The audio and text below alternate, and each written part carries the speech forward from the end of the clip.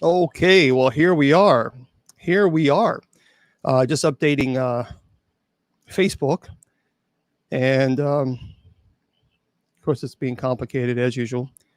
So just bear with me while I'm changing the privacy. There we go. There we go. That's how we do it. That's how we do it. Okay, so we're now live everywhere, and I appreciate you guys spending this Friday with us. This beautiful, beautiful Friday with us. Yeah, Mr. Producer, what they did is they changed the format, and I was fighting with it the other day, and well, I don't want to do that. And I was fighting with it the other day as far as trying to make it the whole thing, just this one picture. I think solo layout, maybe. I don't know how I did it. I probably am going to mess it all up. But yeah, I did it somehow. I forgot how I did it to where I can make it on the Facebook, YouTube, Twitter, and KGRDB. It's cut. It doesn't show all. I don't know how I did it the other day. I have no idea. But for some reason, it just doesn't want to expand. I don't know. Maybe Mr. Producer can fight. He can fight with it. Okay, everybody. Welcome to the show. Happy Friday to you, everybody. Happy Friday. So, yeah, a couple things, and then we'll get into the presentation. If you want to go to my website, very simple. But first, before you do that, I want you to go to our sponsor's site, and that's kgradb.com. KGRAD as in dog, B as in bicycle.com. And make sure you subscribe there. They have some amazing shows, amazing shows. And but put Bishop as your promo code because you're going to get 30% off your subscription. And they have great shows there, by the way. So this show airs there as well. So kgradb.com. Also, if you like to go to my website, that's simple too. bishopjameslong.com. That's it. bishopjameslong.com, LONG.com. And then finally, if you want to go to the church's website, the church's website is fairly simple, usocc.org. That's it. Now, by the way, on usocc.org, the church is having a retreat coming up on March 14th through the 17th. We don't get paid as clergy. And so we're having ordinations. And so we have some folks who need some assistance because it's expensive. This retreat's not cheap. So if you would like to help any of the clergy, that would be wonderful. They would appreciate that very much. You can just go to usocc.org, click on the retreat button, and you can fill out. You can see the information there if you want to sponsor one of the deacons or Reverend Mother, whatever you would like to do. That would be wonderful. We would certainly appreciate that, and so would they. Again, we do this ministry 100% free, and we love doing it. We love doing it. Okay, so yeah, let's just briefly. I've been out for a little bit. On the 12th of this month, I woke up with severe abdominal pain. It was quite severe, but it progressively even got worse. And I'm the type of person that I will wait to the last minute before I have to go to the hospital. Well, it got so bad that a couple hours before the show, I said I can't do it. There's no way. I got to call the ambulance.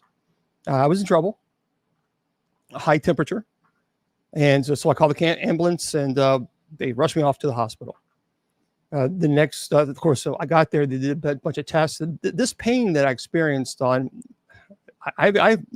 played football, and I've experienced a lot of pain in my life from concussions and migraines. This pain, it was as if you put a flame torch in my stomach, in my abdomen, and turned it on full blast. That's exactly what it felt like. 100,000 degree flame torch. It was terrible. So for about 3 hours, I finally was able to get medicine in the hospital, and they told me, well, tomorrow morning you have emergency surgery. What do you mean, emergency surgery? Well, your gallbladder is in trouble. It is dangerously enlarged, and you need to get it removed immediately. So the surgeon said they probably would not be able to do it laparoscopically because apparently the gallbladder had been sick for quite some time, which I didn't know. And it was larger than the size of a softball, which is problematic. It's supposed to be the ping pong. So they could not do it laparoscopically. And so they had to cut me open pretty deep there, pretty wide, and a lot of staples. And the doctor had told me, he said, if you'd waited for maybe 1 to 2 more days, the gallbladder probably would have become septic and you probably would have passed away. So it was that dangerous. Yeah, it was a rough time. It was a rough time. But yeah, the recovery wasn't easy, but we're here. So I guess the moral of the story, look, guys, if you don't feel good, don't be stubborn like me. Don't do that. I've learned my lesson. If my body tells me, hey, dummy, get to the hospital, I'm going to say, okay, I better get to the hospital. But I was having a blonde, stubborn moment there on the 12th. I just like, no, I'm not going to do it. I'll take Tums. Tums ain't going to help a gallbladder that's about to, cause problems. So anyway, yeah, I am. I'll be the first to admit I'm stubborn, but this is serious. Take care of yourself, guys.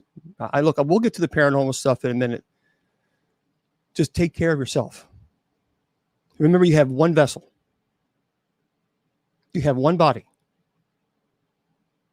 And the matter of, that could be lights out. I mean, the 11th, I was prepared. I had my show ready to do. We were going to do near-death experiences. Had everything ready to go. Let's go. And the next day, my whole life turned around. So it kind of, when you have these situations, it does make you reflect to slow down. Don't be such a workaholic. And to enjoy life a little bit, but take care of your body. Take care of your body. Because when it's really, really, really sick, and a surgeon comes in and tells you, do you realize you were probably a day or 2 days within you going into septic shock, and you could have died from that. So I think that's the moral of the story here, is make sure you take care of your body. This vessel, we have one vessel, and we've got to make it last as long as we possibly can. So that is the story. I'm glad you're here with us. And I appreciate the prayers. I appreciate the thoughts and the emails. And I'll try to get through as many as I can, but we're pretty far behind, but we're pushing through. We're pushing through. So tonight we're going to be talking about a topic that I think is a very important topic. And yes, by the way, for those of you who don't know, at 8 p.m. Eastern Standard Time, I'm going to open the chat up, and we'll talk about anything you want to talk about, paranormal related, demonology, anything you want to talk about. So we'll do that. I'm still under pain because it's going to usually takes 6 to 8 weeks to fully recover because there's a massive surgery. So he said about 6 to 8 weeks before the pain, all pain pretty much subsides. And I had the surgery on the 13th. So, I'm only 13 days out. But tonight we're going to talk about a topic that's going to address every one of us, you and me. You're not going to be able to avoid it. You're not going to be able to avoid this topic because it directly relates to you. It directly relates to me and everybody we love. That topic is, one day, you and me, we're going to have our last breath. Thank you very much. Thank you, Joker. You have to remember that we have only a certain amount of beats in the heart. So make them count. And don't waste it on people who want to try to break you down or hurt you or harm you or tell you that you're not good or you're not good enough, whatever it might be. Today, we're going to talk about near-death experiences. And this is a topic that I'm really, really passionate about because every single one of us, no matter what that day is going to be, we're going to have that day where we're going to say, okay, that's it. That's the last breath. So what is it like? Well, I'm going to talk to you also about my near-death experience that I had. I've talked about this before, but I think it's important, and I'll talk about it again. And so, people are asking, that's the doll right over here for Facebook, YouTube, Twitter, KGB, and for TikTok, that is the doll that was on the Legion of Exorcists show. That I was on. I think it was the first episode. So there it is. And nope, I'm not taking it out of its case because I don't need a fire in the place. So. Yeah. Okay. So let's talk about near-death experiences. And by the way, I also want to mention February the 9th, I'm going to have a very interesting show. The show is going to be about Scientology. And I appreciate Judy Ann. Judy Ann was able to get an amazing guest on. I've also spoken to an individual. His name is Chris, and he's in LA. And they do a lot of expose of Scientology. So I'll have him on as well. So February the 9th, we're going to do a show on Scientology. And I'm going to be interviewing at 7:30 p.m. on February the 9th, an individual that was in Scientology for over 20 years. Not only was he in Scientology, but he was one of the kind of the big wigs in Scientology. And he's going to tell us everything, the good, the bad, the ugly. And so you're not going to want to miss that show. February the 9th, I had a conversation with him today. It's going to be a pretty powerful show. So if you've ever wanted to know about Scientology, you definitely, absolutely need to make sure you put it on your calendar, February the 9th. Two guests from 7 to 7:30. I'll talk to the individual who is in LA, who is exposing Scientology. And at 7:30, we'll talk to an individual who actually has been in Scientology for over 20 years. He's no longer there. He left Scientology, but he obviously knows everything you need to know or want to know about it. There's a lot of people joining Scientology. But tonight, near-death experiences. How would you define a near-death experience? Well, this is by Raymond Moody, who is a PhD medical doctor. And really, he's the father of near-death experiences. He's the one who kind of coined it. He's the author, by the way, of books that have sold over 20 million copies. And it describes how historical records dating to ancient Greece contain descriptions that are very similar with the modern concept of near-death experiences. And this is how he described it. And it's true. People who come close to death and who have clinically died and later revive sometimes report memories of unusual experiences they had while apparently unconscious. These memory accounts are often said to be recollections of near-death experiences. So, by the way, Moody's book is called Life After Life, if you want to check that out, 1975. He has over 150 contemporary near-death experience stories. So near-death experience typically includes many of the following. Many people who have had NDEs, for now on, I'll say NDE, and you know that means near-death experience. People who have had NDEs say that sometimes the mind leaving the body and traveling upward. Some have said they're passing from dark to a brilliant light, often within a tunnel. And the light, which is often interpreted to be God or the supreme being, it transmits joy, peace, and love and comfort. And many people claim that they have met with and were able to spend time with deceased loved ones and friends and relatives. They have a life review. Some people do, in which they understand the meaning of their life and how they have lived it and how it affected others.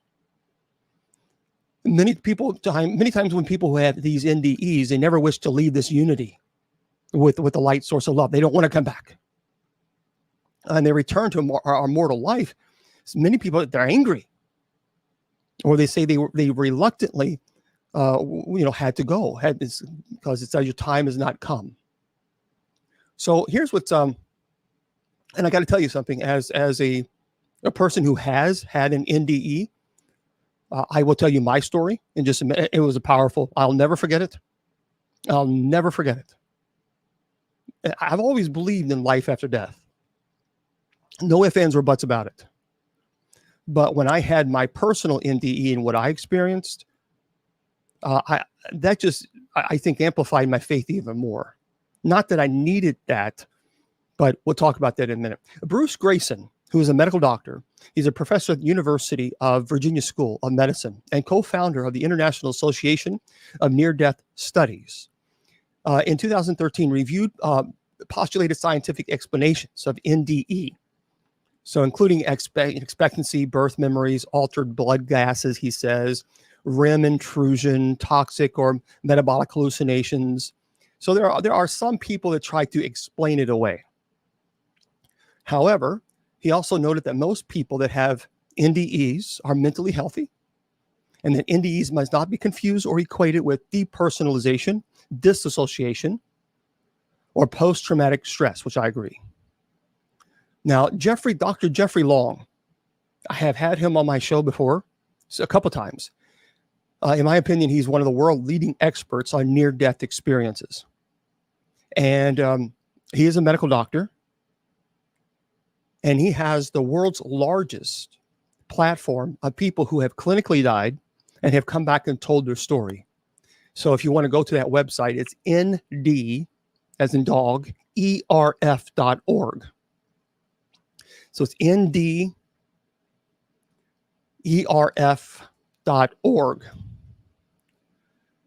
And again, I've had him on, and pretty amazing guy. And they have, I think, in 23 different languages, probably maybe even more. So NDERF.org. And this is what he said. He said, my understanding of near-death experiences made me a better doctor.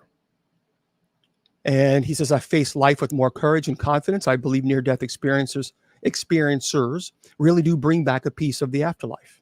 When they share their remarkable experiences, I believe a piece of the afterlife in some mysterious way becomes available to us all.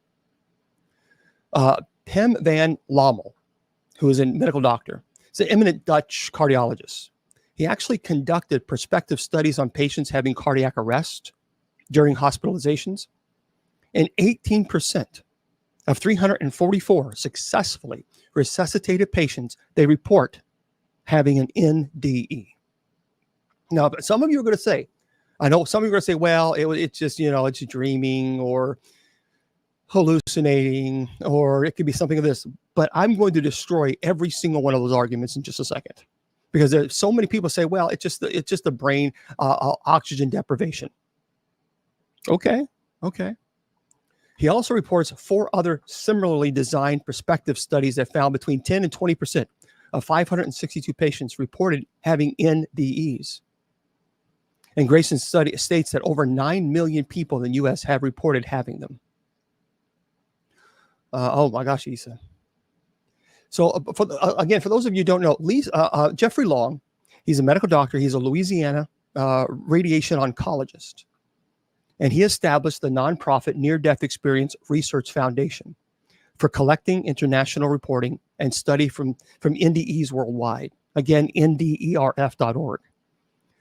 In 2014, Dr. Long elaborates on 9 lines of evidence that converge on the explanation that NDE cannot be scientifically explained or dismissed.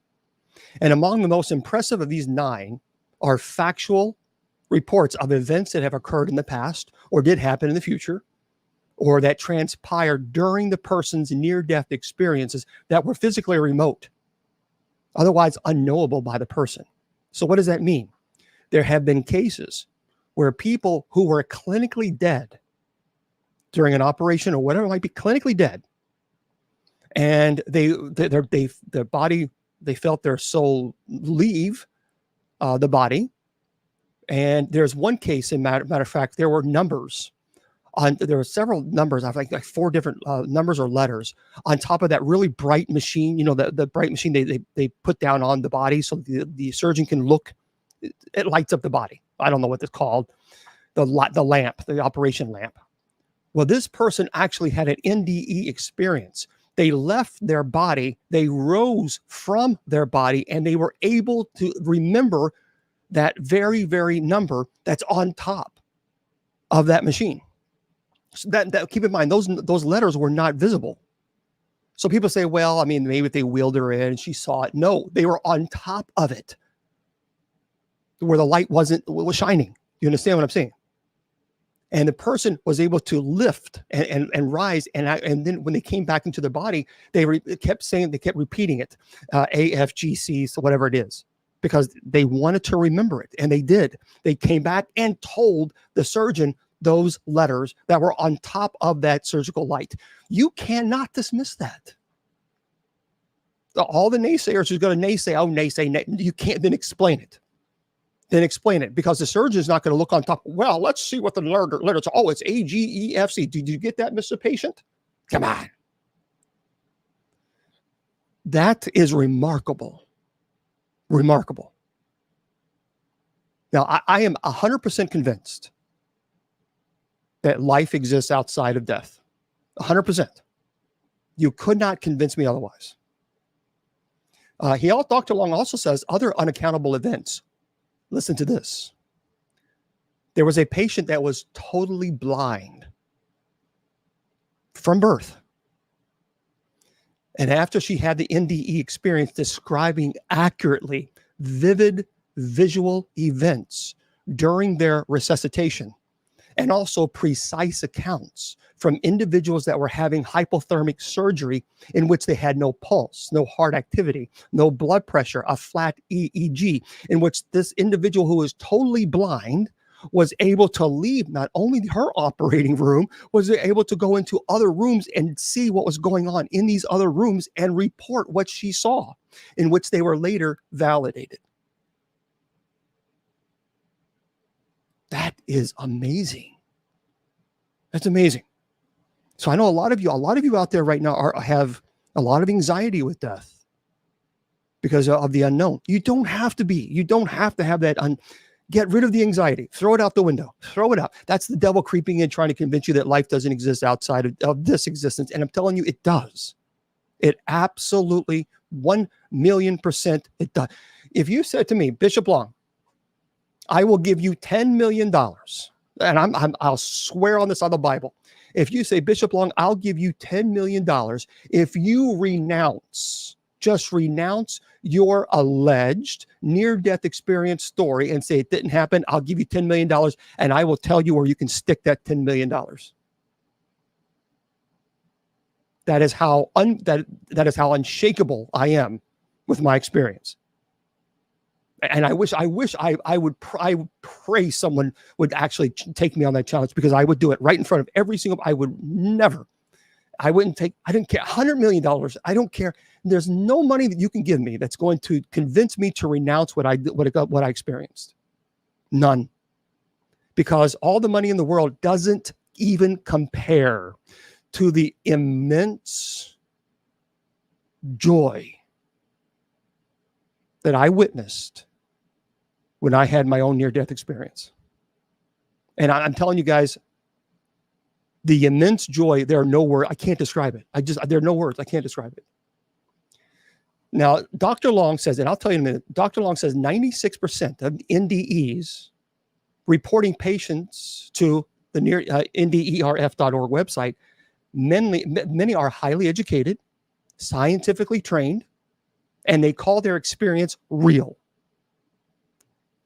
And it is. Now, look, I believe that we have a spiritual and immortal soul that lives on after death. Eternal life. Now, the question is there any scientific evidence of our soul in the afterlife? Well, near-death experiences, lucid experiences associated with consciousness apart from the body and the brain. It occurs at the time of actual or threatened imminent death. There have people report moving outside their bodies, passing through hospital walls, even being transported to another place, often moving through a tunnel or bright light. Now, let's talk about some elements of the NDEs, okay? There's a term called out-of-body experience, OBE. That is an element that comes with an NDEs. It's an out-of-body experience. Your soul leaves your body. The people report feelings of love, joy, peace, painlessness. A lot of people experience a moving in a tunnel, meeting deceased relatives, encountering a loving white light, receiving a life review, suddenly back inside the earthly's body and not being very happy about it. Now, there are skeptics who will say, well, it's a defense mechanism produced by chemicals in the dying brain. Okay, Mr. it's the produce defense mechanism that explained why a woman was able to actually be born blind and then able to come back and tell everybody what was going on in the surgery next door. Let me get back with you on that. Oh, I'm sure he will.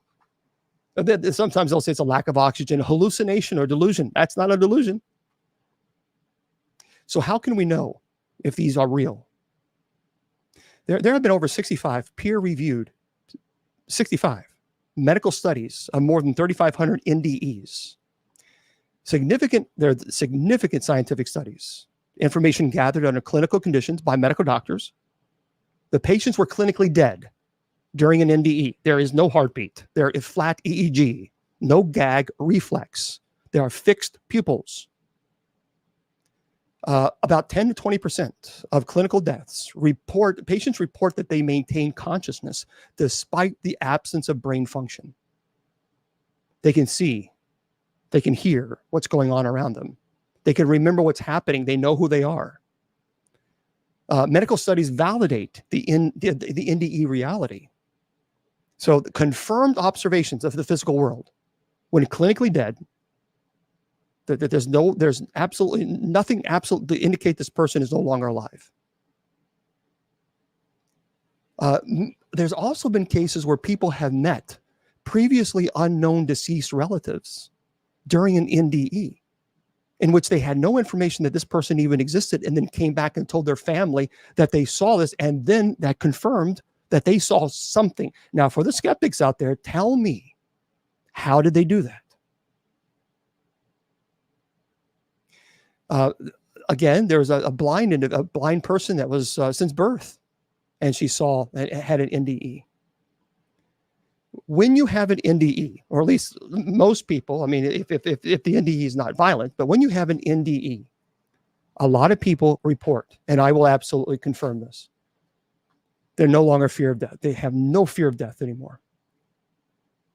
There is a greater compassion and loving attitude. There's a spiritual growth. There's a knowing, not believing, a knowing that God exists. There's an inner peace, a sense of purpose. And these are confirmed observations of the physical world. So when you see all of this, and you actually can medical doctors say, yes, this person is clinically dead, they're going to know whether or not the person is dead or not. Now, for those of you who are interested in the topic, again, I encourage you to go to the website nderf.org, because I'm going to talk a little bit about what Dr. Long talked to us about when I had him on the show last year. So NDERF, by the way, has over a dozen original NDE research papers posted. It's amazing. I believe it has over 22 different languages. And there's over 100 different foreign countries that have access to this. And over 300,000 pages are read on the website every month, nderf.org. Now, although most people who have come to death say they remember nothing, 10 to 20%, according to the reports, say that they have something happened. That something is often a near-death experience. And yes, and you're right. And some people have had the experience, a near-death experience of not of heaven, but of someplace else. NDEs are relatively more common than you think. A Gallup poll, by the way, it was published in 1982, led to an estimate that 12 to 15 million Americans personally experience an NDE. That's a lot. There is some controversy on how to define what is a near-death experience. Now, researchers have not reached a consensus on how to define it. The research definition that I've used, that an NDE must occur at the time of near death, like a physical compromise so severe that without improvement, permanent, irreversible death would occur. So NDEers are generally unconscious. They are often clinically dead. So NDEs may occur in adults or children. They can occur in atheists and believers. They occur in physicians, scientists, ministers, priests, people from all walks of life. NDEs have reported throughout history. And by the way, here's what's interesting. For those of you who like history, the earliest recorded near-death experience story was from the time of Plato, the philosopher, and from cultures all around the world. And this is an important point, is that you don't have to have physically died, according to Dr. Long, with cessation or breathing or heart function to have an experience like an NDE. So experiences seemingly identical to NDEs associated with clinical death have been reported in a variety of circumstances. So such circumstances may include, for example, non-fatal traffic accidents or mountaineering accidents, childbirth. That's a bit different than NDEs. Experiences similar to NDE are relatively common, according to Dr. Long, in terminally ill patients. But they are actually referred to as deathbed visions. So I think people get that confused, and so did Dr. Long. People get the deathbed visions confused with actual NDE. These experiences may be collectively referred to as NDE-like experiences. So what is clear, according to Dr. Long, is this. An NDE is not a dream. It's not a hallucination. It's not a mental or psychiatric dysfunction. They are real experiences. And virtually all near-death experience and experiencers that he encountered felt that their experience was real, significant, and meaningful. And when asked directly if the experience was a dream-like in any way, every single person who had an NDE experience answered emphatically no. That's pretty powerful. Not one person. And NDE has been extensively documented in medical literature with hundreds of scholarly articles regarding NDE published in the medical scientific literature. Now, skeptics of NDE have not been able to find a plausible biological or physiological explanation for near-death experience. Oh, they'll throw out all kinds of things. And that failure on the part of skeptics explains the large number of varied and generally unaccepted alternative explanations of NDE. Now, Dr. Long says that the reason there are so many skeptical explanations of NDE is that there are no one or several physiological, biological, cultural explanations of NDE that make sense.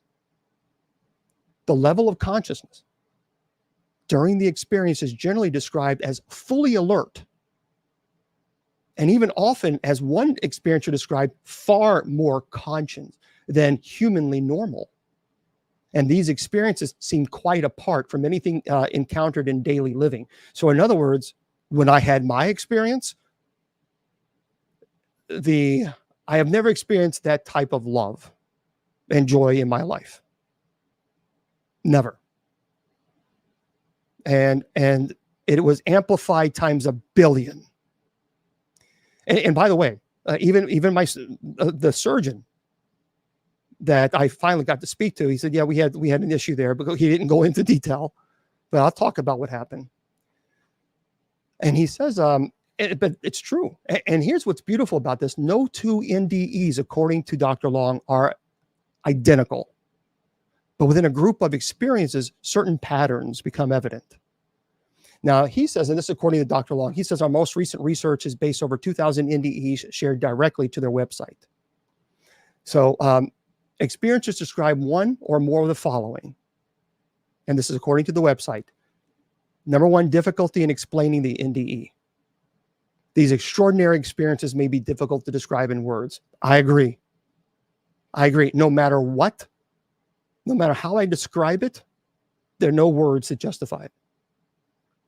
2, it's always associated with life-threatening event. There's generally physical compromise to the point of unconsciousness and even clinically death. 3, there is a separation of consciousness from the body. 1,000,000% yes. So the people who have NDEs, it's viewing their surroundings from a vantage point other than the physical body.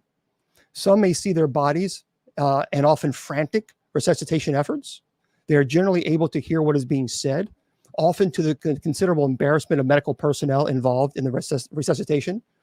In the out-of-body state, they are not able to interact physically with anyone or anything. There is often a sense of peace, virtually never discomfort. 1,000,000%, I can verify this. Number 4, the ability to see and hear details of ongoing earthly events. 1,000,000% yes. which may be closer or distant from the body while unconscious.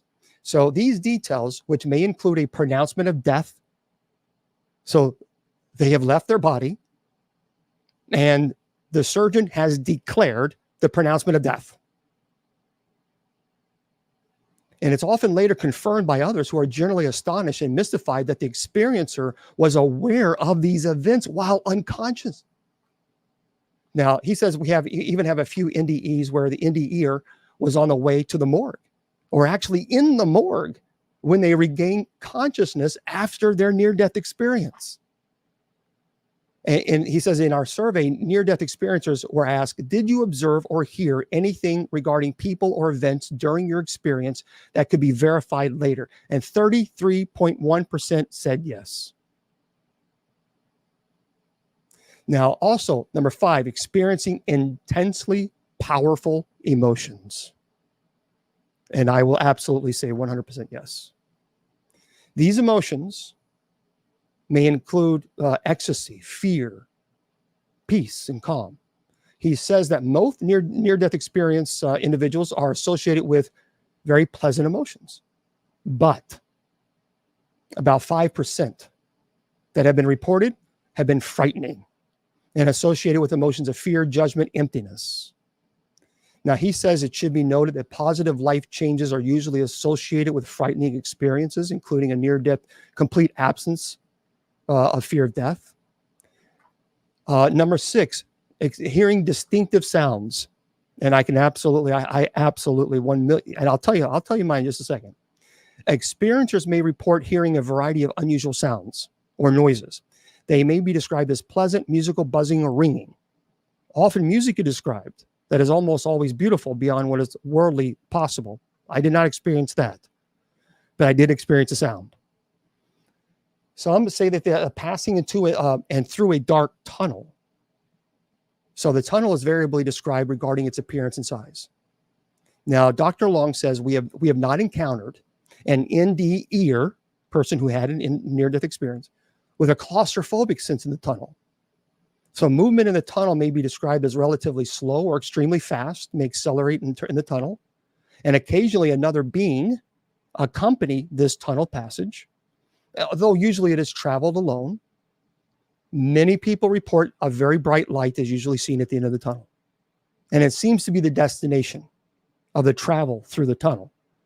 And here's what's interesting. A tunnel experience is described in 33.8% of people who have had near-death experiences. I did not see the tunnel. Number 8, encounter with a bright, mystical light. I absolutely saw this. The light may be without form. It's often perceived as a being, either a spiritual being or a departed loved one. There's usually associated intense feelings of joy, love, peace associated with this encounter. The light may be seen as at a distance or entered during the experience. And by the way, that light was seen as 64.6% of people who had near-death experiences. And I did see that. Meeting others. The experiencer may encounter other spiritual beings or departed loved ones. I did. Some, for those of you who have lost your little fur babies, I'm going to tell you something, and you need to listen very carefully. Revelation makes it very, very clear that animals will be in heaven with us. I am telling you now, when you get to heaven, your fur baby is going to be there waiting for you. I promise you. Thank you. I promise you they will be there. Our fur babies are angels without wings. And there's one of those beautiful prayers. Lord, please help me be the person my dog or cat thinks that I am. Not so much a cat. A cat's like, whatever, just feed me, go away. But Lord, help me please be the person my dog thinks that I am. And that is so true. So I'm telling you, a lot of you have recently lost a fur baby, and they are our children, they are our babies. I understand that. But I guarantee you, as I know God exists, you will be with them in heaven. And you'll never, ever, ever, never have to worry about departing from them again. Never. That's right. That's right. And Diane, that's a good point. Dog, by the way, it's really cool. It's pretty cool. Interesting. Dog is actually God spelled backwards. Isn't that cool? Now, cat is tack. Cat is like, I'm going to trip you down the stairs or something. I'm going to put a tack on the, but no. I'm a dog person. Please don't beat me up about cats. Yeah, I know. The cats can be loving. But we had a cat, Spanky, and he wasn't very loving. That cat was not a loving cat. But there are some beautiful cats out there. So yeah, meeting others is, by the way, here's what's interesting. Deceased pets have been encountered as well as other animals like birds or butterflies and other beings. People who have had near-death experience report meeting others or animals. 57.3% report that they've seen either the loved ones or an animal. Now, some people have a life review. I did not have a life review. I don't think that was the point of my near-death experience. At times, experiencers are presented. Now, Shannon, my sister's in there. I think she had a life review. She says, experiencers are presented with a rapid, panoramic review of their lives. And this life review may include brief reviews of like moments of their past, of their life. It can be extremely detailed with a presentation of how the experiencers' actions affected others around them. And at times, the experiencer will actually see and feel their actions from another person's perspective and actually feel what the other person felt. So trolls, you better behave. Because when you do the life review, you're going to know how, I'm just saying. Some have received previously unknown information about one's life. There have been, here's really fascinating. There was a case in which a family adopted a baby. They never told the baby that they were adopted. Never. There was never any indication. And this individual where it was clinically passed away, had an NDE experience, a near-death experience. And they saw, and their mother had already, their biological mother had passed. And they met their biological mother. The person came back. Now, explain this to me for those of you who are going to be skeptic. The person came back, and I think this person, like in the 20s, they had a cardiac issue. And they came back and told their parents, their adopted parents, I understand that I was adopted, and I met my mother, biological mother. Her name was this. I need to know if this is true. And they validated it. They verified, yes, you were adopted. We adopted you as a baby. And they never told this person that they were adopted. Now, you can't explain that. Can't explain it. Sometimes people will say they see or visiting beautiful locations. Some people who have near-death experiences travel to beautiful cities, libraries, gardens, beautiful, sometimes shiny bodies of water. Some people say there's a sense of knowing, universal order and purpose. So some experience have a sense of deep understanding of the universe or life's meaning and purpose. Many NDEs state that they were shown enormous knowledge, but cannot return with that knowledge. And others return with their understanding. So in describing universal order and purpose, by far the most common concept discussed is love. The sense of knowing special knowledge, universal order, purpose, that actually people, 56% have reported this after they had a near-death experience. Now, there have been some people who said that they had reaching a boundary. That means that the boundary may be a gate or a cliff, a fence, or water. There's some barrier which the experiencer perceives you can't cross at that time. If they are to return to the body, they can't cross. But once they cross that boundary, they're going to be there. And a boundary, by the way, was encountered in 31% of near-death experience of surveyed. Some people have an awareness of future life events. Some experience flash forwards in time, like to witness themselves in events at a future time. Such visions may involve the experiencer's future life. maybe, or some global visions could be apocalyptic. Prophecy, by the way, there's a lot of debate on that. Only 22.7% experience that. Here's what's fascinating. Many people who have a near-death experience were, some, not all, were given a decision to return to their body. So the decision to return to the physical body may be voluntary or involuntary. If voluntary, the decision to return is often made following discussion with spiritual beings. It's often associated with unfinished life lessons or responsibilities. Whether voluntary or involuntary, many people report feeling of sadness, loss, depression, anxiety, and even anger may follow because they return to this life because they didn't want to leave. A conscious decision regarding the return to this life occurred in 30.8%. And sometimes they were just simply saying, oh, sorry, it's not your time yet. You got to go back. But 30.8% report that. Returning to the body, often but not always, feelings of pain associated with a life-threatening injury return. So when you have this out-of-body, this near-death experience, and you're no longer in the body, you're not experiencing the pain. But when whatever spiritual being says to you, I'm sorry, but it's not your time. You got to go back. Or if it's a conscious decision to go back, then it's boom, you're right back in your body and you feel the pain.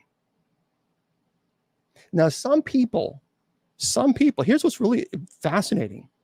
Some people report having special gifts when they return. Some experiencers report psychic or other paranormal abilities after a near-death experience. Commonly described is a marked increase in intuitive ability. Another common phenomenon is electrical sensitivity. So when NDEs discover their watches stop and nearby electrical devices, often lights go out. Now, there has never been a good large-scale scientific study of these phenomena. And he says, when we ask NDEs, did you have any psychic, paranormal, or any special gifts following the experience you did not have prior to the experience, 45% answered yes. 45%. That's amazing. In many people who have near-death experiences, there have been changes of attitude, yes, and consciousness and beliefs. By the way, for those of you, changes in attitudes or beliefs following an NDE are followed by 85% of people who have had near-death experience said that, yes, there was a change in attitude or belief. With me, it added that conviction even much more that there's life after death. I've always had faith that there was life after death. But after I had my experience, no doubt about it. So let me tell you what my experience was. And then I'm going to give you evidence, according to Dr. Long, who is a medical doctor, that absolutely conclusively proves that people who have near-death experiences, that it is valid and they are real. My story. So my mom passed away in 2014. And I was having a surgery and I needed a scope done. My mom was very gifted. And I remember her telling me in 2014, she said, James, don't do it. Don't do the scope. I have a bad feeling about it. You need to go to another doctor. Don't do it. So I decided not to do it because I had a lot of anxiety about it. And she said, just don't do it. Unfortunately, she had passed away then. Then I had contacted another doctor because I needed a scope done. And he checked everything and did all kinds of tests. And he said, you have severe tumors in your stomach. And he said, do you realize that in 2014, if you had the scope done, or the surgery that I needed, not the scope, the surgery that I needed at that time, you could have bled out. So that could have been life-threatening. Because the previous doctor didn't check. He didn't do a scope. He just said, okay, sure, let's go ahead and do the surgery on you. And had I done that surgery, then the surgeon, the second surgeon said you would have bled out. We wouldn't have been able to stop. So my mom had that gift. So in 2015, I did the scope to check the stomach to see if the tumors have gone away because there was a lot of anxiety with ministry and things of this nature. This is what happened. Everything was fine. Everything was good. They said, okay, we're going to put the propofol, and they injected the propofol, and they said, okay, count down. I count down, and I was out. The next thing that I knew is I heard this god awful loud noise behind me. I opened my eyes. This annoying, I mean, it was really piercing noise behind me. For some reason, I couldn't turn around and see what it was. It never dawned on me that I was the patient. Never dawned on me. Never. I had no idea. I didn't even really realize where I was. I knew that I was kind of elevated to the point where I looked over to my left and there was a surgeon. He was freaking out. He was screaming something to the person behind me. Do this and do that. I mean, he was just panicking. I wasn't in pain or anything. And actually, I wanted to talk to him and say, calm down. It's going to be okay. Because it never dawned on me that something had happened to me during this procedure. And I just wanted to calm him down because he was so panicked. And as I was trying to communicate to this surgeon, that's where I saw the light. This light is, now folks, I know what a dream is. I know what a dream is. What my experience was just as vivid as it is right now, even more so. So this is not a dream. This is real. I know it's real. I can pinch myself. It's real. So this light behind this, the surgeon was unbelievably radiant. I mean, the brightest light, to the point where I couldn't even see through it. I couldn't, because I remember kind of looking away because it was so bright. And I saw a silhouette walking behind up towards the surgeon. And as she got closer, I could only see the silhouette of a woman. But then she got closer, and then I could actually see everything. And it looked like an angel. I mean, it looked like an angel. Absolutely beautiful. This is where you can't describe the peace. This is where you can't describe the joy. There are no words. I can't describe it to you because no matter, even if I say unbelievable joy, it's still not the right word. Think of this. Have you ever had one of those days where it was the happiest day of your life and you were in tears and you were thinking life can't get any better? Now multiply that times 1,000,000. And that is not an exaggeration. That is the joy that I saw on this woman's face. It was just that power. Didn't say a word. And as I looked closer and I could focus more on her because the light was so bright, I thought, that's Mom. She was young. She was, I would say, in her maybe early 20s or so. Beautiful. The light. I mean, I'll never forget the light. The joy, the radiating joy. And the doctor was freaking out. And she plopped her right hand on his shoulder.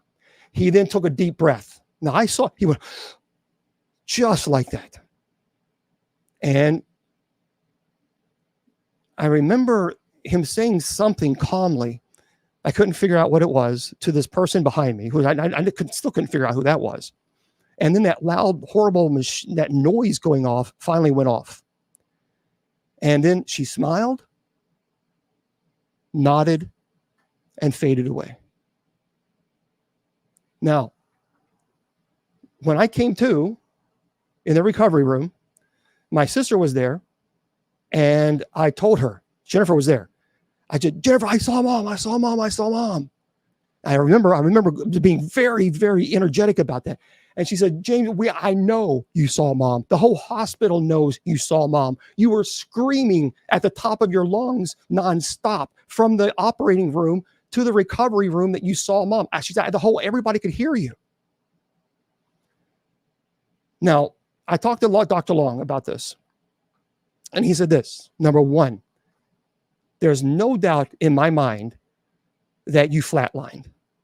You had some type of cardiac experience. And here's why. Number one, there's no dreaming. There's a 0% chance of dreaming in propofol. 0% chance. You don't go into REM, which is called rapid eye movement. So you don't go to sleep. You can't dream. It's not possible. He said, and number two, the fact that your mom worked in cardiology and placed her hand on the doctor's shoulders, she was guiding that surgeon. Now, when I had him live on the show, that never even entered my mind. And when he said that, that kind of took my breath away, because I was like, my God, that's right. Because she was guiding him. And he said, you know that loud noise that was going off behind you? I said, yeah. And he said, that was the anesthesiologist machine going off because you flatlined. He said, when a patient flatlines, it makes a very loud noise to alert the anesthesiologist and the surgeon that you have a code blue. It means you died. And he said the fact that you were screaming to where your sister could hear you down the hall from the operating room just to the recovery room, he said you couldn't have faked that because you were still in anesthesia. So there was no way you could have faked it. So I'm telling you now, as God is my witness, I saw my mom. You could not offer me $100 million for me to refute my statement. You couldn't do it. I would refuse the money because this story needs to be told. It needs to be told because people have lost loved ones, and I understand they're terrified and maybe scared of death, and perhaps maybe you just recently lost a loved one and you're thinking, are they okay? Yes, your loved ones are okay. Let me tell you something. I'm not trying to make anybody angry. I'm not. I have friends from all walks of life, and I have friends that are psychic and medium that I truly believe are gifted. Folks, you don't need to go to a psychic for you to know that your family member or your fur baby is resting peacefully in heaven. I'm telling you this, and I'm telling you that, and it doesn't cost you a penny. As God is my witness, I'm telling you, your loved one is resting peacefully in heaven, and you need to be at peace with that. Thank you, Michelle. You need to be at peace with that. Let go of that anxiety. Let it go. Let it go. Be at peace, knowing that this is a temporary stop. This is an experience that we have right now on this earth to share love and compassion with as many people as we possibly can without judgment or condemning others. And you need to know that your family member is there. And I'm going to tell you something. If heaven is only 10%, no, if heaven is only 1% of the joy that I saw in my mother's face, I can't wait to get there. I can't wait to get there. Because I can't explain the joy. I just can't. No matter what I say, I think I do it injustice. And that's a good question. What about the people who may not believe in Jesus, all that? Look, here's the deal. I know a lot of people, and I'm going to say this, and I don't care if I make anybody mad or not. I know atheists who are more Christian than people who claim to be Christian and go to church every single Sunday or Saturday, and then as soon as they leave the church, they're condemning everybody to hell because they think they're God, jury, and the executioner. And I think that it's not we don't need to worry about that. We have a God that is unbelievably generous, that's unbelievably loving, and unbelievably caring. And I think eventually every single one of us, we're all going to see the truth when we pass away. And we got to be very, very careful on passing judgment on this person or that judge. We'd have no authority to do so. What we need to do is we need to pray for every single person who passed on and know that God loves you unconditionally. And a lot of people forget this. A lot of people forget that. But I do. I know a lot of people. I know a lot of people who go to church every Saturday and Sunday. Even in church, they're condemning people to hell. But I have atheist friends that are so loving and so compassionate that the moment you say, can you help me? They are there in a heartbeat. They don't care who you are, what your sexuality is, what your religion is. They don't care. If you need help, they're there to help you. Now, if that's not Christianity, I don't know what is. So I was going to talk about the 9 lines. Thank you. The 9 lines of evidence. And then we're going to get to your questions. So this is the Dr. Long's 9 lines of absolute evidence that there's no doubt it presented evidence of the afterlife. Thank you, Bill. Thank you. 1, crystal clear consciousness. The level of consciousness and alertness during the NDEs is usually even greater than that experience in everyday life. 100% true. 100% true. Number 2, realistic out-of-body experiences. So out-of-body experiences, or OBEs, are one of the most common elements of people who have had near-death experience. People say, well, why do we call it near-death experience? Well, because you're clinically dead, but we can't say you're dead, because if you're dead, then you don't come back. So that is kind of like when you are clinically dead, but you come back. So people say who have NDEs see and hear of earthly events in the out-of-body state is almost realistic. And which is true. Heightened senses. Not only are heightened senses reported by most people who have NDE, normal or supernormal vision has occurred in those with significantly impaired vision, even legal blindness. Consciousness during anesthesia.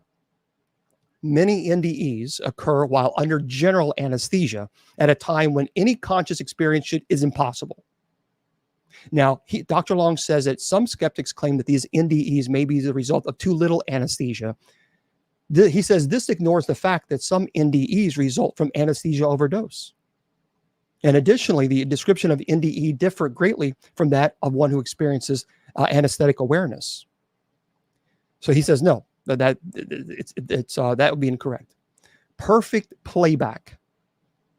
Some people have life reviews in near-death experiences include real events that previously took place in their lives of those having they experienced. Family reunions. So during an NDE, people encountered are virtually always deceased. They're usually relatives of the person having the experience. Sometimes they're even relatives who died before the NDE or was even born. Just like I talked to you about this one case where she was adopted. Didn't even know she was adopted. 7, children's experiences. The near-death experiences of children, including very young children who are too young to have developed concepts of death and religion, near-death experiences, are essentially identical to those of other children and adults. And that's important because this refutes the possibility that the content of the NDEs is produced by pre-existing beliefs or cultural conditioning. So people will say, well, this is just a dream. It's a cultural conditioning. No, if you have a small baby or a small child that's able to communicate and comes back and says that they've seen something, then that actually refutes that. Number 8, worldwide consistency. Near-death experiences appear remarkably consistent around the world and across many different religions and cultures. NDEs from non-Western countries are incredibly similar to those that occupy the people in the Western countries. Thank you there, Melinda. And then number 9, after effects. He says it is common for people to experience major life changes after having near-death experiences. These after effects are often powerful, lasting, life-enhancing, and the changes generally follow a consistent pattern, as the NDEs themselves always believe near-death experiences are in a real world. They're absolutely real. So, folks, I wanted to do this presentation, and hopefully for some of you who've been worried and stressed maybe about, obviously our mortality. You don't have to. You don't have to. You don't have to worry anymore. I'm telling you, I'm seeing sometimes. I'm seeing. I'm glancing at the chat. There's a lot of people out there just watching this show right now who have said, "Yep, I've experienced it. I've experienced an NDE." So quite a few people. Isa says she's in Spreaker. I saw a bright light in the distance shining brightly on her body. It gave me a feeling of peace and made me feel like I needed to stay with my body. There are so many people who have had these experiences. So many people. Can we do it? I would love to know if we can put a vote in the chat room on TikTok. And let's do a poll. How many of you have experienced, don't answer yet, how many of you have experienced a NDE? So if you, if we can do this, if someone could, if someone, maybe one of the moderators, if you could put a poll up there, I'm trying to figure a way. I don't know how to do it. Yeah, because I'll probably end up messing it up. I'll probably end up turning it off. I don't know how to do it. But anyway, if you guys can do that, one of the moderators, if you can, well, thank you there, Katie. If you guys can put a poll, I would love to know what the poll says. But there's a lot of people. Michelle says she has, and it was very peaceful. Oh,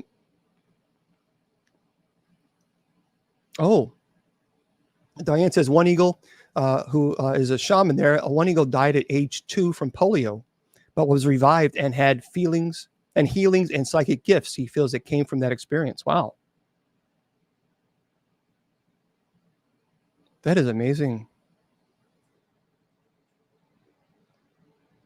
That's the thing. There's so many people. I don't know. I try to figure out how to do this because I would love to do this poll. Quick poll there. Okay, let me just yep, let's start. You can only start a poll when the existing, oh, I guess there's one already in. Okay, good. Thank you, Jax. Thanks. Oh, see, Razzo, you've had 3? See, Razzo, on YouTube, can you kind of briefly put what happened to you? Because I would love to read that out. See, Razzo is on watching it on YouTube. And yeah, if you can put that, and Joanne Ryan said it was a beautiful experience. Oh, wow, look at this. So there's 18 votes. 72% said no. And they've not had an NDE. 28%. 28% said yes. Maybe we should keep that. Let's do maybe we can make the vote a little longer. Let's make that poll a little longer so people can vote. Maybe just do a 2-minute vote. That way give people enough time. Here's what, now I have had I had an experience. It wasn't a near-death experience. I don't know what it was called. But it's kind of weird. But I have had my life flash before my eyes. So when I was going in the seminary, in the Roman seminary, when I was studying for the priesthood, I was at a Benedictine seminary, and unfortunately they had to close because of finances. So I had to find another seminary to transfer in undergraduate. So I went to Minnesota and St. Paul because I was going to check out that seminary, and then I was going to go down to Loyola University in Chicago from Minnesota. So I remember going to Minnesota, checked out the seminary, wasn't too excited about it, and so I flew then to Chicago. That's where I went. That's where I received my undergraduate degree at Loyola University. It was a nighttime. It was around 9:30. It was severe. They had tornadoes. It was severe. Okay, so here's another poll, 29 votes. Okay, so 35% said yes, they have, and 65% said no. Oh, thank you for that. So what had happened is we were it was like a 50-seater jet, and it was like 9:30 at night, and there was thunderstorms everywhere. I mean, the lightning was so bright, and there was lightning so much that it lit up the whole sky. It looked like it was 3:00 in the afternoon because it was everywhere, and we were shaking. I mean, the plane was scary, and we were getting ready to go in for a landing. Now I know a little bit about airlines. I used to work for Continental Airlines, and we cross-utilized. We were ramp agent, ticket agent. They cross-utilized us a long time ago. And as we were getting ready we were about a couple, maybe 10, 15 minutes out from landing, and lightning was and we heard a loud pop. And the engines cut off in the plane. The emergency lights came on. The flight attendant ran from the back as fast as she could to the front. She picked up the phone, and her face got very pale. And I knew what had happened because they were trying to turn the APU on. The APU is the auxiliary power unit. So it was quiet. The only thing we could hear is the wind and the thunder outside. And we were getting closer. So we had no power, and we were getting closer and closer to the trees and houses. And I remember the pilot came on saying, folks, we were just hit by lightning, prepare for crash landing. So we're thinking, oh my God, this is terrible. So the flight attendants were screaming, head down, hands down, lay down, head down. So we were bent down, and I remember looking over to my right, and I remember seeing trees maybe 50 feet right below me. And we were not even close to the airport. I don't know where he was going to land. And I truly thought, okay, this is it. This is it. And I knew at that moment, okay, you got to prepare. So I prayed very quickly, and it was very fast from I saw myself as a baby really, really fast to where my life was at that very moment. Unbelievable. And I don't know if you've ever seen those microfilm or in the libraries where you can kind of twist it and it goes really, really fast. It was just like that. So that was the only time I actually had my life flashing before my eyes, because I thought we were dead. I thought that there's no way we're not going to make this. And so while we were going down, I heard the APU. I heard them trying to kick it on. It came on, and the engines kicked on. I mean, it full force. We jerked back in our seat. Well, a lady actually broke her seat because we jerked back so fast because it was full force. And I would say by that time we were maybe 20 feet, maybe even a little less, from hitting trees and houses. And we were able to go back up. And so we went around. He said he's going to try to land. We're going to get this on the ground. So we had it still crash landing, and we hit hard, but we landed. And that was the only time it was terrifying. But you know what? At the same time, it was, I surrendered. I said, okay, I can't control it. I can't stop it. And I remember my words, okay, God, into your hands I commend my spirit. The prayer that Christ said on the cross. And I was like, okay, that's it. I'm ready to go. And so that's when my life flashed before my eyes. It was unbelievably fast, crazy fast.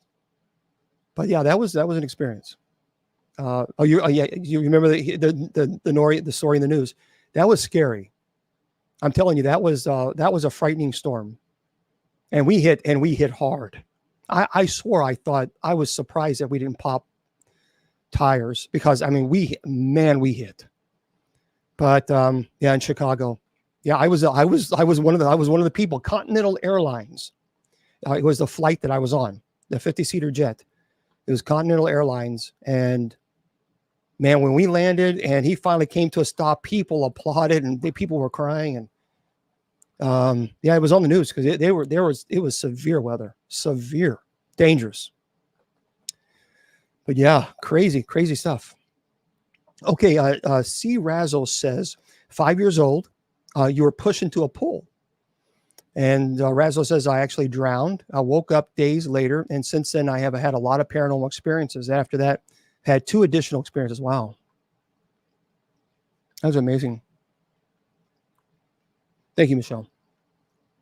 And for those of you who have offered gifts to the ministry, to TikTok, if I have not said thank you, I apologize. It's only because I'm running the show on 2 different computers. And by the way, I want to remind everybody that I'm not leaving. March 14th through the 17th, the church has a retreat. We are going to ordain 3 beautiful people to the priesthood. We also have individuals who are going to make their perpetual vows to the Benedictine community. You're invited. We're going to have a beautiful celebration. I'm going to be giving several lectures on several different topics as well. If you want to go to it, you need to contact Todd Hall. Todd Hall, it's in Columbia, Illinois. And you got to contact them and say, hey, look, I want to book a room for this day. And they have food there as well. So you just book all that. And so you're invited. However, here's what please do me a favor, if you would. If you are able to, and I understand if you can't, but if you are able, please go to usocc.org and click on the retreat button. Our clergy, we do not get paid as clergy. We don't receive a paycheck. We don't receive retirement. We receive no stipends. We pay for the ministry out of our own pocket because we're deeply passionate about helping people. So the individuals who are going to be ordained, and Reverend Mother, she's going to be there. She's a liturgical director. they need a little assistance on paying for it because it's expensive. It's going to be about $400 a person. That's a lot of money. So if you can, please go to usocc.org, click on the retreat button, and we have the 3 deacons. We have the Reverend Mother there. And if you can make a donation to help them, that would be beautiful. And they would greatly appreciate it. Of course, they'll send you a thank you letter as well. And that would be very nice. So thank you for those of you who do that. And I understand if you can't, that's okay too. Just keep them in your prayers. But if you are blessed and you're able to, that'd be beautiful. Okay. Alice is asking a question. Do the NDE near-death experiencers, where people end up going to the other place and back, ever scare you? Because these stories scare me, honestly. Yeah, they don't scare me.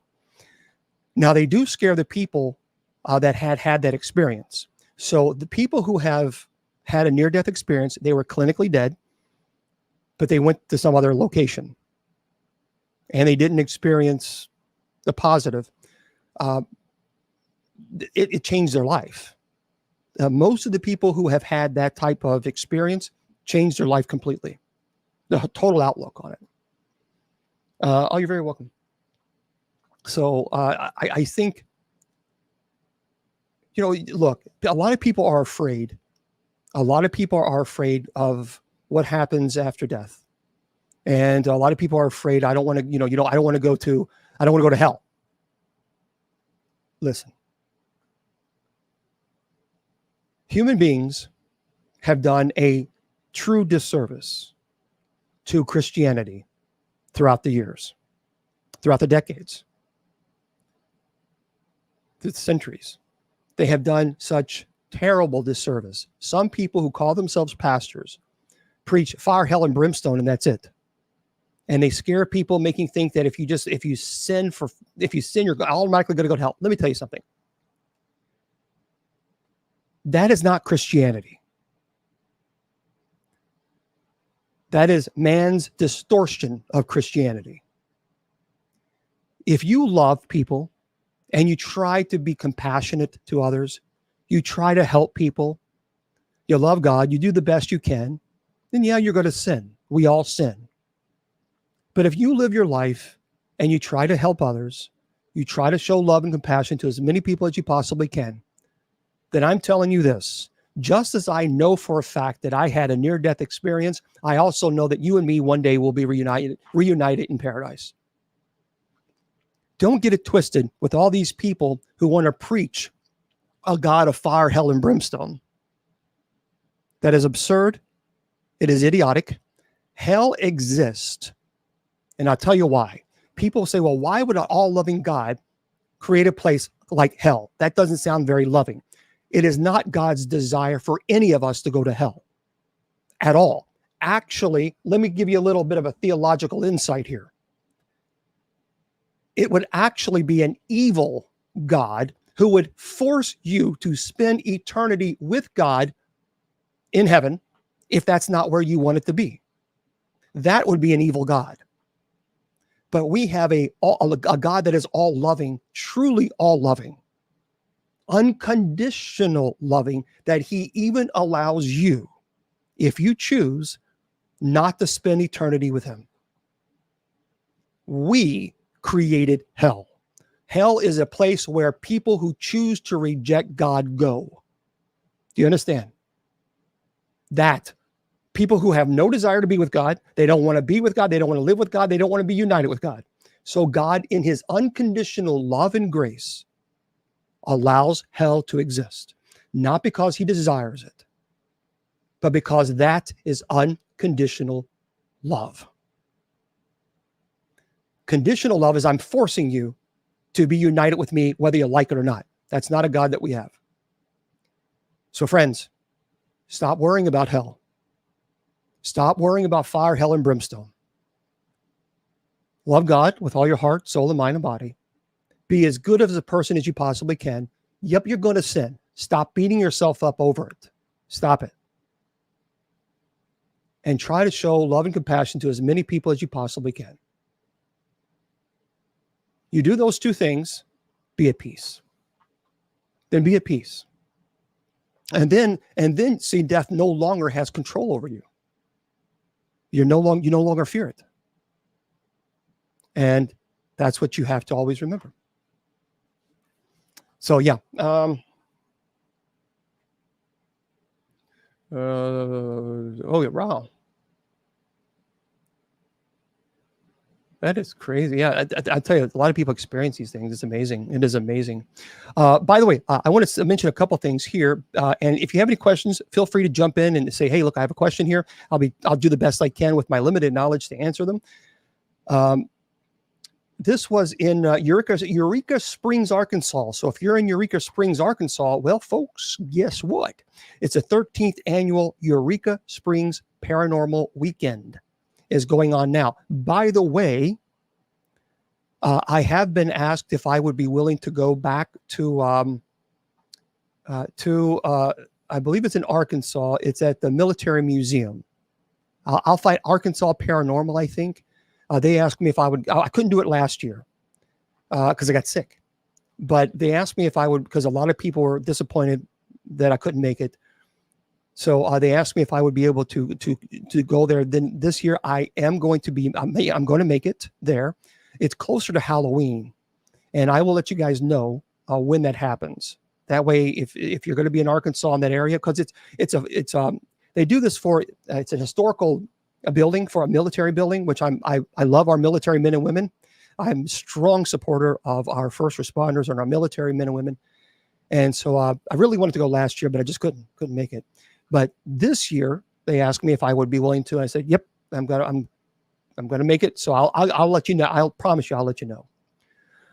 But by the way, this weekend, Eureka Springs, Arkansas, it's the 13th annual Eureka Springs Paranormal Weekend is now underway. And it is taking place at America's most haunted hotel, the 1886 Crescent Hotel. You can now purchase your tickets for a 48-hour paranormal investigation, but be careful. Led by hotel ghost tour guides. The event will include overnight ghost hunts, hands-on exploration of unexplained phenomena, and exploring the hotel's most haunted areas. By the way, the ticket going to cover the guided investigations, exclusive behind-the-scenes access, informative seminars on the hotel's history, and training to become an effective investigator. So there will be 2 weekend availables to participate. Well, today and to the 28th. And then February the 2nd through the 4th. And breakfast will be provided on Sunday for ticket holders. So if you can go there, you can just check out, I just type in, Arkansas. Yeah, the 13th annual Eureka Springs Paranormal Weekend. So if you just type in Google Eureka Springs Paranormal Weekend, that information I'm sure will pull up for you, and you'll be able to go there and check it out. Well, absolutely. Here is another one. Right. I love the way the joy you felt was God. Was it the Father, Son, or Holy Spirit? All three. All three. Here's what's interesting. I saw this when they came in Louisville, and I want to pass this on to you. And I'm going to be fair, and I'm going to be honest. I'm sometimes brutally honest. Thank you there, Maggie. But this is a paranormal cirque. It's in El Paso, Texas. It's a horror-themed roadshow is bringing its brand of theater, circus, and cabaret entertainment to the borderland. Paranormal Cirque will be at the Mesilla Valley Mall in Las Cruces from February 15th to the 19th, and at the shops at Solana. It's the former Sunland Park Mall in El Paso from February 22nd to 25th. It says a European-style show, which is being advertised as an adrenaline-filled and not for the faint of heart, will feature circus acts such as the Wheel of Death, Mystifying Magic, and more. Even though the show is aimed at mature audiences, people under the age 18 can attend if they're being accompanied by a parent or guardian. Here's what I'm going to say about this Paranormal Cirque, because people are always asking me about this. I saw it when it was in Louisville. I didn't like it. I'm sorry. And I got to tell you why I didn't like it. I felt it was very evil. It seemed very dark. And I know it's paranormal related. I get it. But it seemed to me almost glorifying darkness. And I thought, no, I can't subscribe to this. So I want to tell you, if you're going to check it out, if you wouldn't want to check it out, it was too much. It was too much of the darkness. And darkness, I'm talking about the lights. I'm talking about, it felt demonic. And so I eventually got up and left. I said, nope, I'm done.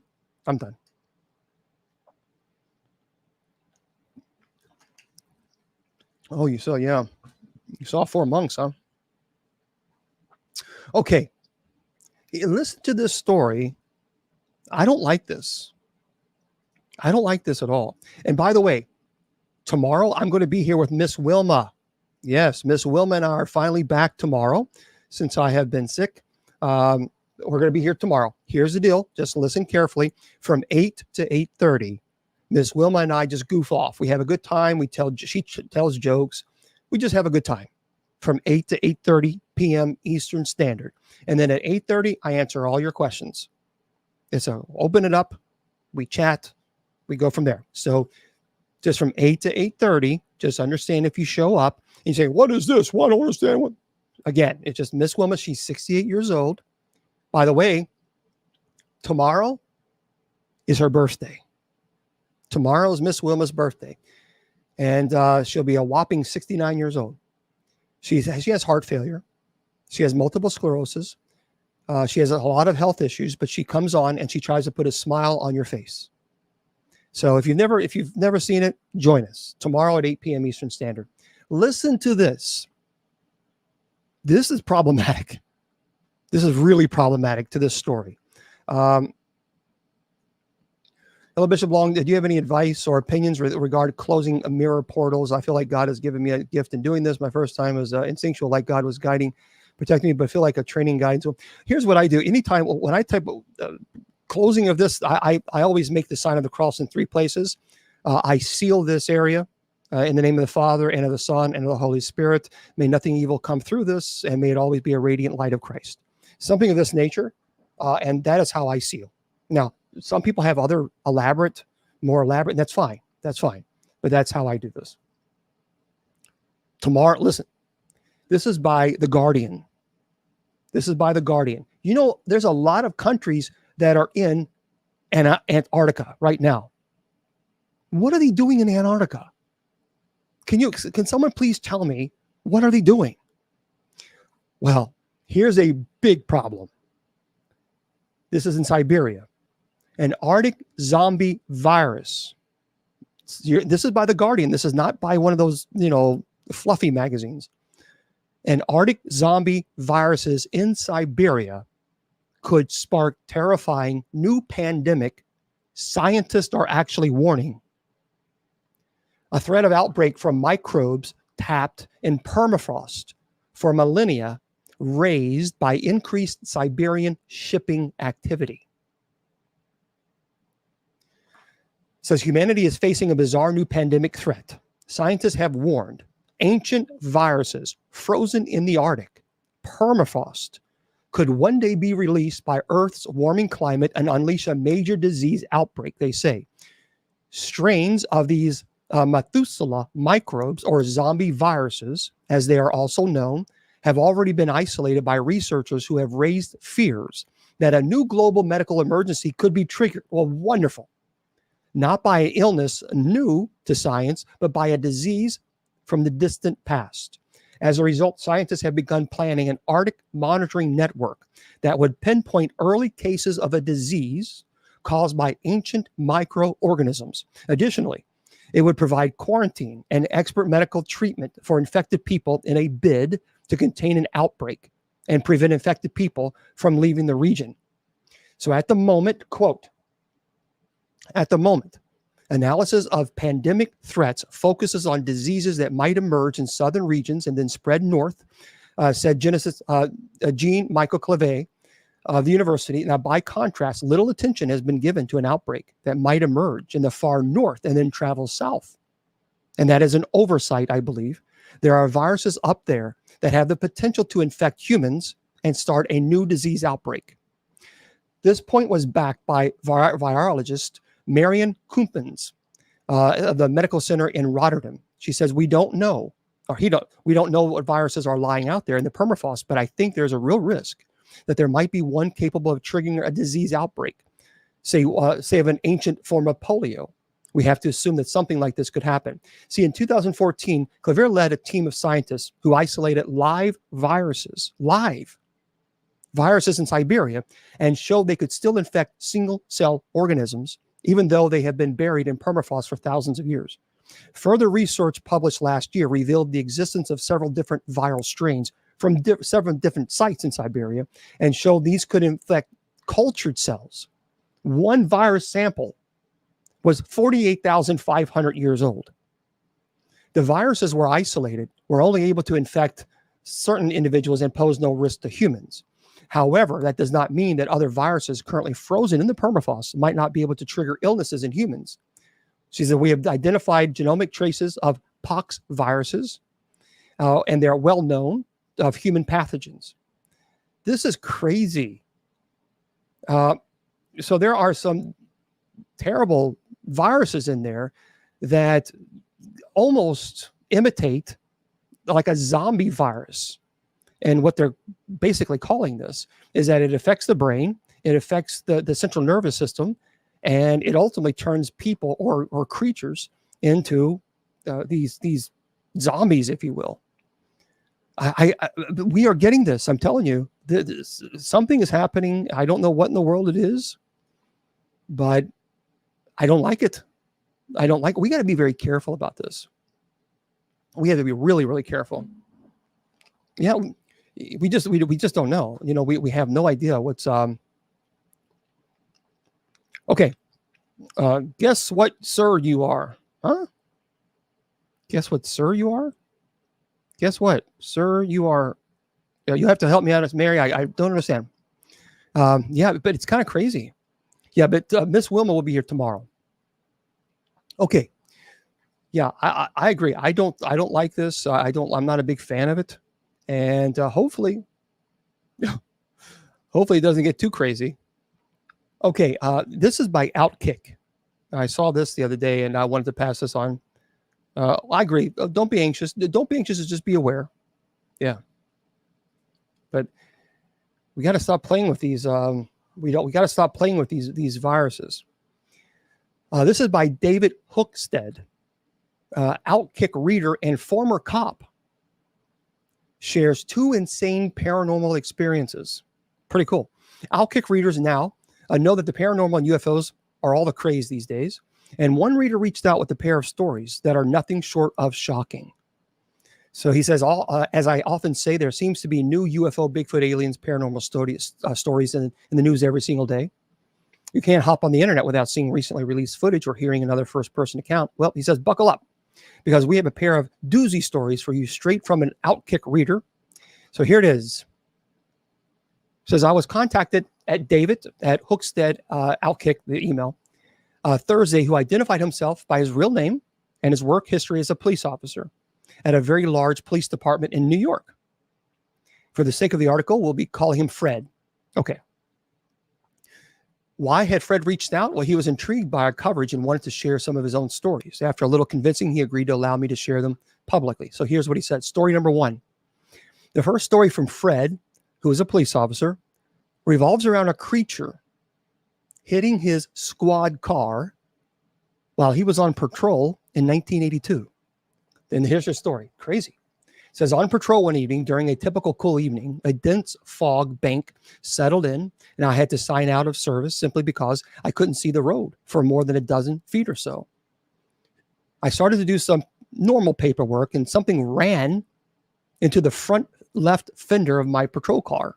Whatever it was large enough to shake my patrol car, and I saw it fall down, apparently injured. I exited my car and assumed it was a deer or small bear. When I got out of the car, I saw a dent in the fender. And when I got out to the front of the car, I saw a creature lying on the ground. Fred explained. A creature. Now, this police officer elaborated. He says it was moving, and when it stood up, I certainly knew it wasn't a normal animal of any type. It was kind of oval shaped with long, spindly legs and arms, with a rather long feet and hands with equally long fingers and toes. It was a dully gray color all over with no visible hair or fur. It started to walk away slowly, and after a few steps, it moved rather fast into a nearby yard, and then I lost sight of it. I assumed I was doing this over maybe 15 or so minutes, but when logging into the service again, I discovered I was at that location for over an hour. So the experience was so jarring and stunning that it caused him to question what was going on even in his mind. Says, what I saw was definitely not the usual gray we hear so much about when I question my own experience. There was this dent in the car to show that it was real. And he says, in my lifetime, I've seen 3 objects of unknown type.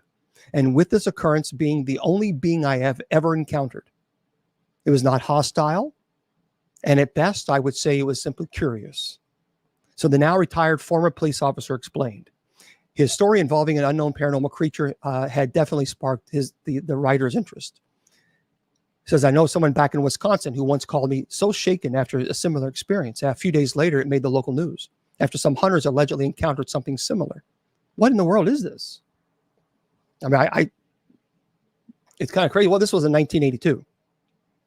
And here's the thing. This is why I love these stories. So he's a retired police officer. He has nothing to gain from lying. He has nothing to gain. And when you hear stories like this, it kind of makes you scratch your head and say, well, that's pretty interesting. Listen to this one. It says, turns out Fred wasn't alone in his paranormal experience and saw footage of a creature sharing a similar resemblance to whatever his car. So, quote, about 2 years ago, my wife and I were scanning the television, looking for a show to watch, and we saw a fuzzy video taken by a person's security camera by their patio. It was grainy, but showed a creature exactly like the one I saw in person, which at most was just outside my arm's reach. When I first saw the creature, I envisioned it with knees that were backwards. But the video I saw showed the knees were normal, but the legs were widely skewed or compressed. I figured if the legs were fully extended, they would make the creature appear to be 7 to 9 feet tall. But as it was, it only looked to be about maybe 5 or 6 feet tall. Fred explained. The writer says, I'll be the first to admit the details sound a bit crazy, but given my experience back to Wisconsin with my close contact in the hunters, says I was in a state of shock hearing Fred's story. That's pretty fascinating. Yeah, I don't know. We're live. Here's incident number 2 with Fred. Listen to this one. Turns out Fred has a bit of his own experience with something even more interesting. And it happened right near a military location. So this is Fred's story. He's a retired police officer. In 1973 or so, New York State Parkway Police had a pursuit on southbound Meadowbrook Parkway, chasing a vehicle well in excess of 100 miles per hour. He said, since my sector was mostly residential, my RMP was a standard vehicle, no way capable of that kind of speed. So I simply sat at the nearest parkway exit to observe. Fred explained to me when recalling the incident. Sounds pretty normal. Okay. Then the police officer said this. The pursued vehicle passed my location at about 130 miles per hour and went under the overpass to one exit, just like you would imagine. After passing under the next exit, this vehicle went airborne and simply flew away. Now, this is from a retired police officer. None of the overpasses are high enough for any type of plane or helicopter. Since this area is swampy, marine units and divers searched the waters and found nothing, not even any tire tracks leading to the water. This pursuit was observed by at least a dozen officers, and not one has ever mentioned this. He says, until I just mentioned it. So Fred told me, sounds crazy. And he further explained, this was like a Nike missile station a few miles south of this occurrence. And we assumed it had something to do with the military. The Nike missile base was in Lido, just east of Long Beach, New York. He said, my memory of these occurrences is quite clear. And I could probably place you within 20 feet of exactly where I was when it happened. What in the world is that? Now, The United States had active missile sites at the time of the alleged incident in the exact area Fred says it happened in. But we know that the United States, 130 miles per hour car flying down the road, and then all of a sudden it goes airborne and it flies off. The writer says we know thanks to countless videos, many UFOs and unexplained objects seem very interested in our military locations. New technology or something more sinister? I don't know. So I think this is, again, it's by David Hookstead from Outkick. That's crazy. I have no idea. People have asked me I don't know what that thing was. Could it be a UFO? I don't know.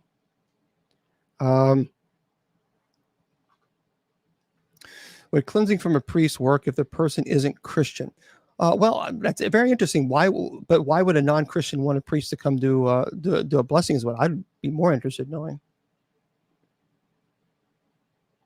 But see, here that's a tough question to ask, because Tara Lee, you have to understand, when you ask a question like that, I always want to know what caused it in the first place. So if let's say there's a demonic activity in a home, then my goal is to find out what caused it. That's just as important as the minor rite of exorcism. You have to know what caused it. There's always a reason. It doesn't happen just because. So what I do is, once I find out, then we can go from there. And many times it could be because maybe a person did something that they shouldn't have done, opened themselves up, gave the invitation, whatever it might have been, or it could have been a pre-existing haunting. So there's a variety of reasons as to why violent activity may occur in your home. Okay.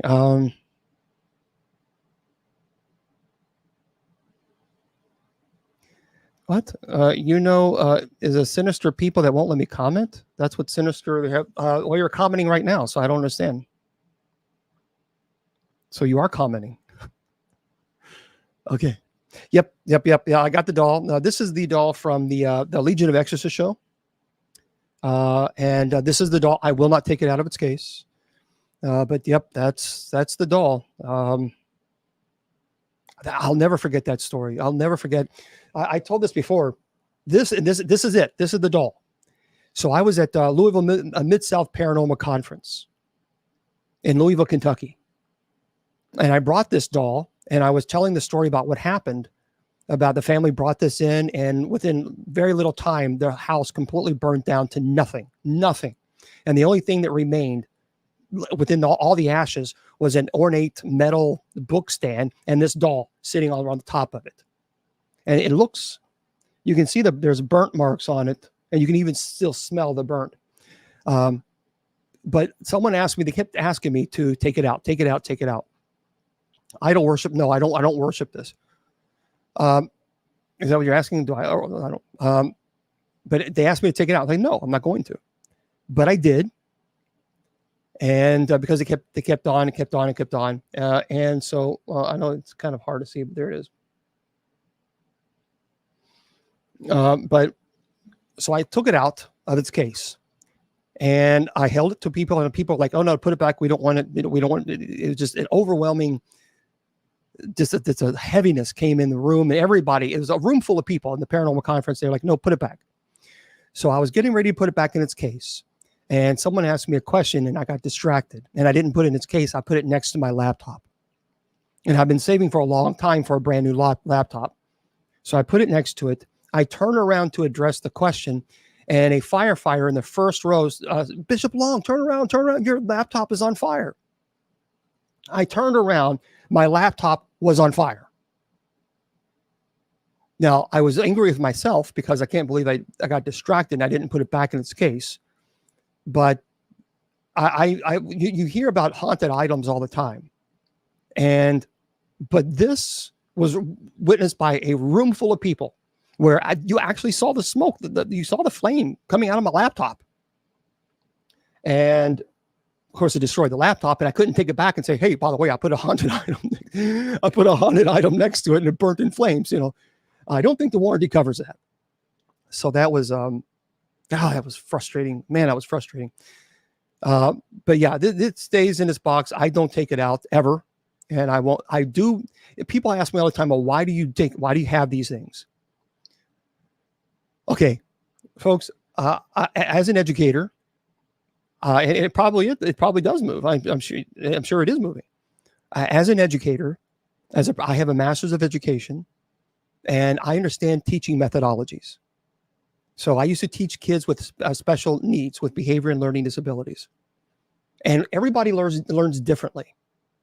So if I teach you and I tell you, well, there's a doll and it's a haunted doll and there's well, that's one thing. But if you actually see it and you're in the presence of it, then people who learn differently will get the point. Okay, now we understand it.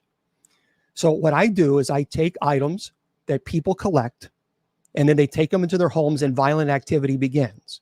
And I say, remove it, and I will bless it, and I will teach you what you need to do in your home so that no more activity occurs. And if I need to come out to your home, perform the minor rite of exorcism, I will. So I collect these items to teach you guys about the dangers of collecting these things. Now, I actually have, I don't have them with me. I'll do a presentation one day again on haunted items. I have John Wayne Gacy's. I have several of his original paintings that people have, and I got a brand new painting that a family member purchased. Why do people do this? And then violent activity occurred in their home. So I have a brand new painting that I've never showed anybody, so I'll have to show that to you guys. But I think I have now 3 or 4 of John Wayne Gacy's paintings. I have a pair of Jeffrey Dahmer's glasses, and he sold those because he had. John Wayne Gacy sold his paintings because he needed to raise money for his defense. Same thing with Dahmer. So someone sent him a message saying, hey, look, can you sell me something? I'll buy something. And Dahmer, he needed a defense. And so he sold an old pair of glasses. So I actually have a pair of Dahmer's glasses. But I have a lot of other things as well. And then people collect these things, and then violent activity occurs in their home. And so I bring some of these. John Wayne Gacy, he was a serial killer, and he it was terrible what he did. If you Google John Wayne Gacy, matter of fact, there's a movie called Gacy, Gacy. Thank you, James. How do you get saved? Accept Jesus Christ, your personal Lord and Savior. So this is what does the Catholic include the words in love? Why is the Catholic salvation message? Include the words in love? And love is translated by works. Well, because James says faith without works is dead. St. James says this. So in other words, you can call yourself a Christian all day long, but if your actions don't back up your statement, then your faith is dead, according to St. James. Anybody can call yourself a Christian. That's easy. But Christian is a noun and a verb. So St. James would say, but your actions need to back up the statement, I'm a Christian. And what are your actions? Not because you can gain your way into heaven, but because you show love and compassion to everyone. So there we are. Yes, I have a valid apostolic succession all the way to Peter. The Roman Catholic Church in Dominus Jesus, that was written by St. Pope John Paul and Pope Benedict, states that any church that has valid apostolic succession is considered validly Catholic. I have a 110-page document that shows my apostolic succession all the way to Peter. I studied in the Roman Catholic Seminary for 6 years. I received my minor orders there, received the study with the Benedictines and the Jesuits, and I have an earned doctorate of ministry, a Master of Divinity, a Master of Education, a Master of Business, a Bachelor of Communication and Journalism, and an Associate of Philosophy. So there we go. Okay.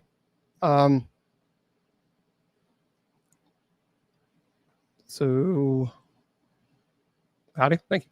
So if you have any other questions, I'll be more than happy to jump in and answer them. And what is consecrating? Well, are you talking about consecrating individuals? Me too, Mandy.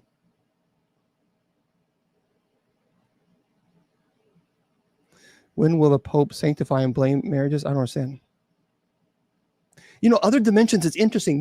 I tell you what, Mr. Medic says this. Mr. Medic says, thank you, Mr. Producer. Mr. Medic says, Bishop, what are your thoughts on other dimensions? I got to tell you something. Other dimensions are pretty fascinating. They fascinate me because there's an argument, there's a belief that we are living in multi-dimensions or even parallel universes, that believe that there is a James Long in other parallel universes that look identical to me, but perhaps maybe they live a different life. Maybe one is a police officer. Maybe one is a a cop, maybe one, or whatever, a teacher, or it really is fascinating with these other dimensions. I would like to bring some, but the problem is that when you talk about dimensions, you have to be able to explain it in layman's term, because it can be so difficult with the terminology. It's called jargon terms, and jargon terms can really kind of throw people. It's like, for example, if two jargon terms, meaning if two surgeons got together and talked about heart surgery, most of us would say, huh? What does that mean? What does that word? Because we don't use that terminology. It's the same way for astrophysicists. When they get together to talk about multi-dimensions and universes, sometimes it could be like, okay, you're going to have to lower this down to layman's term.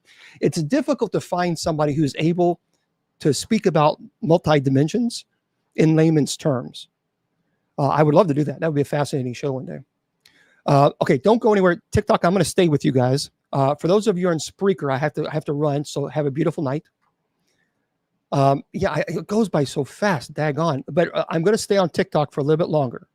So you don't go anywhere. Tomorrow I will be here from 8 until whenever. From 8 to 8:30, Miss Wilma and I will be having a wonderful conversation. We'll be goofing off, and then 8:30, I answer questions. By the way, February the 9th, put it on your calendars, folks. February the 9th, I'm going to be doing a presentation on Scientology. And I'm going to be interviewing an individual who had spent over 20 years in Scientology, who was kind of a bigwig. He was a spokesperson. So he knows all the ins and outs on Scientology, the good, the bad, the ugly. And I'm also going to be talking about talking to an individual. His name is Chris, great guy. He's in Los Angeles. And he and a group of people are doing kind of an expose of Scientology. They show up with cameras. They're trying to get people to talk to them. He has a lot to say too. So that's going to be February the 9th. So you're not going to want to miss that show. Make sure you put that Scientology. It's a fascinating story. Again, TikTok, don't go anywhere. Remember, friends, I tell you always that your value does not decrease based on someone's inability or refusal to see your worth. You are priceless. Don't let anybody tell you or convince you otherwise. Facebook, YouTube, Twitter, KGRADB Radio. God bless. The Sacred Division has been brought to you by Bishop Long's online paranormal course. Learn demonology, angelology, paranormal studies, and genealogy. It's 100% online, and you learn at your own pace. Please go to www.bishopjameslong.com and click on the paranormal course link.